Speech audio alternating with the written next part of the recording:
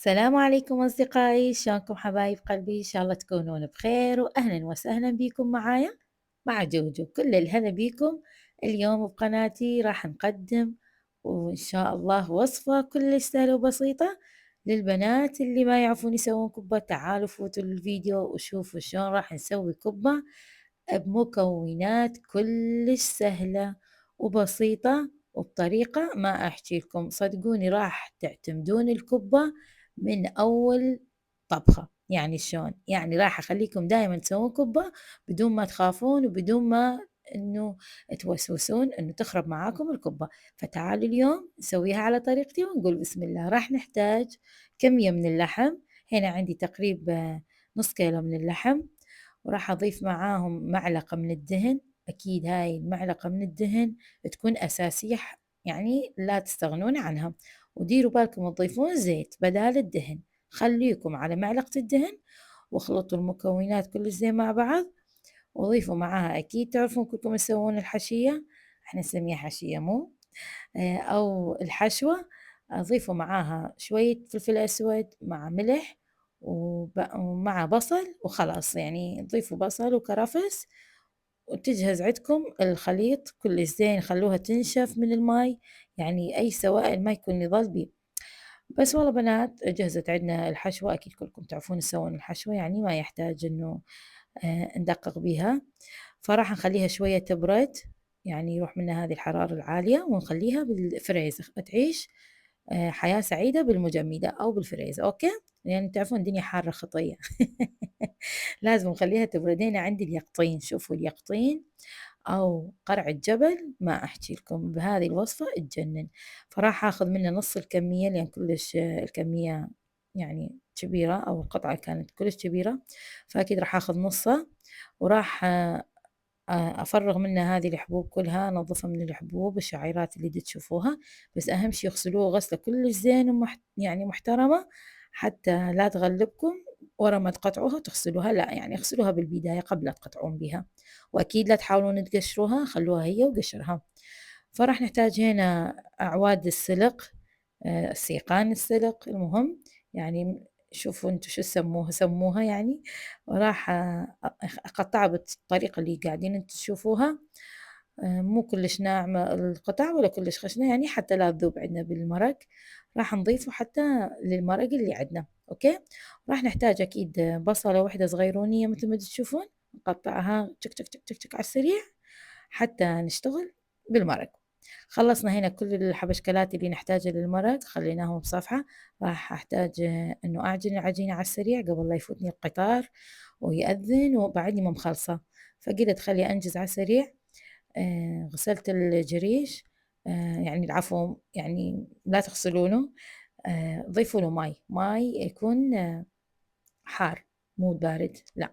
إذا كان عندكم وقت يعني وشغلكم شغلانتكم مثل ما يقول تعبانة طويلة، خلوه مي بارد بيه. بس أنا لا، خليت قلاصين مي حار حتى يعني ينعس عندي بساعة وتتفتح الحباية. وخليتهم يعني غطيتهم لحد ما تقريبا 10 دقايق واجي اشتغل بيهم. هنا مثل ما تشوفون حبايب قلبي، ضفت شوية زيت، ذبلت البصل وخليت سيقان السلق. سيقان السلق حلوة هاي. وضفت معلقتين من المعجون، وراح أضيف أكيد شوية ملح. وخلي اليقطينات اللي عندي المدللات الحبابات راح أخليهم فوق الخليط هذا. شوي حمصت، تعرفون المعجون نحمصه. ونضيف القطع، كل القطع راح أضيفهم مع بعض. وبعدين أضيف الماي الحار لحد ما أغطي كل الكمية وأخليهم هيك يعني ينخلطون مع بعض، وأسد القبض عليهم وأخليهم يعيشون حياتهم حياة سعيدة لحد ما يتملخون مع بعض، يعني يستوون. وراح هنا أشيك على العجينة، شوف شلون، لأن حطيت مي حار بساع عندي، يعني شلون أقول لكم تفتحت الحبايات. فراح أضيف شوية ملح وشوية ماي احتاجت، لأن حسيت إنه العجينة شوية قوية. فراح أعجنها بإيدي. أنتوا تقدرون إذا عندكم عجانة أكيد راح تشتغل شغل كلش حلو معاكم. بدال ما تتعبون ايديكم راح تعجنوها اكيد بالعجانة، تطلع عندكم العجينة تخبل. بس اكيد اذا ما متوفرة شوفوا شلون عجنتها بايدي وطلعت العجينة ترفى. لا تخلوها كلش قوية تطلع عندكم الكبة مو طيبة، ولا تخلوها كلش ماوية ما تقدرون تشتغلون بيها. خلوا العجينة تكون لينة. اوكي، شوفوا هيان الحشية طلعتها من المجمدة.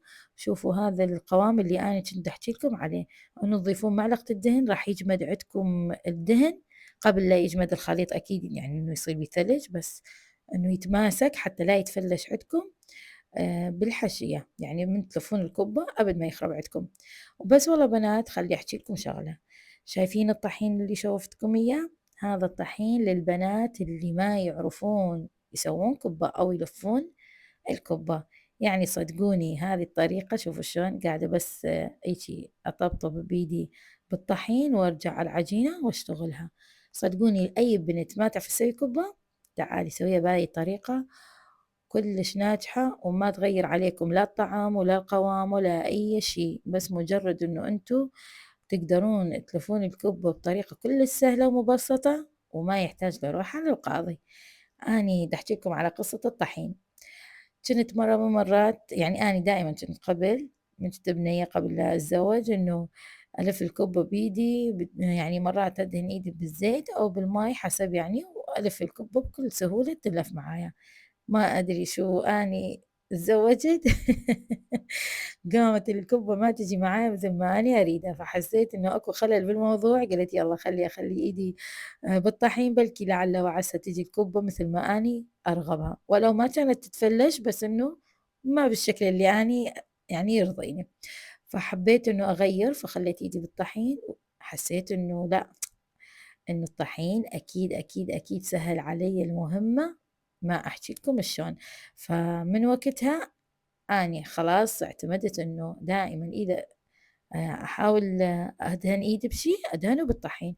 وشوفوا هاي ثاني قطعة ما احتاجت إنه كلش أدهن، يعني أخلي إيدي بالطحين. يعني حسب حرارة إيدكم. إيدكم إذا كلش حارة راح تحتاجون تدهن تخلون إيديكم بالطحين، وإذا لا تحسون إنه ما تلزق معاكم عادي استغنوا عن الطحين. بس بآخر خطوة إنه بس طبوها، يعني تخلوها يعني شلون أقول لكم بداخل الطحين مثل ما تشوفون هالساعة، وترجعون تشتغلون بيها. بس أهم شي تنكثون الطحين منه كل زين حتى بس مجرد إنه لا يلزق بيدكم.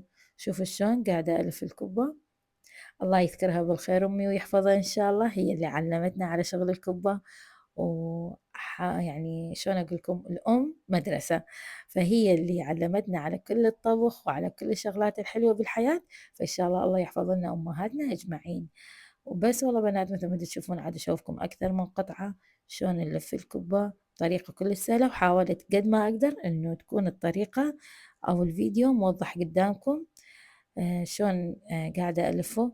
شوفوا شلون أسدوا. يعني حاولوا إنه جربوا أكثر من وحدة، بس صدقوني إذا سويتوها بهذه الطريقة راح تنجح معاكم من أول مرة، أبد ما تفشل عندكم. أكثر من وحدة أعرفها حاولت تسوي كبة وكانت تخاف، فبس من علمتها هذه الطريقة قاموا يعني ما شاء الله يسوون الكبة بطريقة كلش احترافية. فأبد لا تخافون وجربوا الطريقة. مثل ما تشوفون حبايبي خلصت كل الكمية لفيته، وهسه تظل عندي بس انه اشيك على القرع استوى عندي وتملخ. فطلعتهم كلهم وحدة ورا الأخ لحد ما خلصت كل الكمية وصار عندي المرق بدون أي قطعة قرع. راح إذا الماي عندكم نقص أو حسيتوا إنه المرق قليل تقدرون تضيفون شوية ماي يعني للجدر. بس إذا حسيتوا إنه لا يعني الماي ممكن نقص معاكم بطريقة يعني كلش كثيرة، عادي ظلوا مثل ما أنتم. مثل ما تشوفون أنا ما احتاجت إنه أضيف أي ماي لأن حسيت إنه المرق كان كثير. فعادي بس خليت الكبب مثل ما تشوفون. ولا تخافون ما راح يلزق عندكم ولا كبة ما تلزق ولا تتفلش. بس من تجون تخلون كل الكبب وبالأخير شوفوا بس بالحواف هيدي اخلطوها، يعني ديروها هيدي حتى بس لا تلزق معاكم بالأسفل. وخلاص راح يصير عندكم الكبة بدون أي التصاقات أو أي شغلات تضوجكم. شوفوا شلون. وراح تسد عليها القبق وعلى نار عالية، أكيد أكيد أكيد على نار عالية، مستحيل تخلون النار ناصية، أوكي. شوفوا شلون من بعد 10 دقايق شلون طلعت عندي الكبب، تجنن، ولا وحدة ما متفلشة، ولا وحدة ما خربت. الكبة ناجحة 100%، والمرق مثل ما تشوفون يخبل بدون ما تتفلش عندي ولا وحدة. فأكيد صبيت الأكل يعني ماضى شي على الفطور، وراح يجون وسفرتنا كملت، والحمد لله يا ربي والشكر لك يا رب.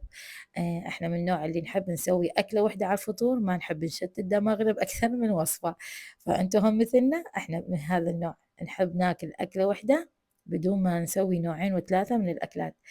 نحب نلتزم بشي معين.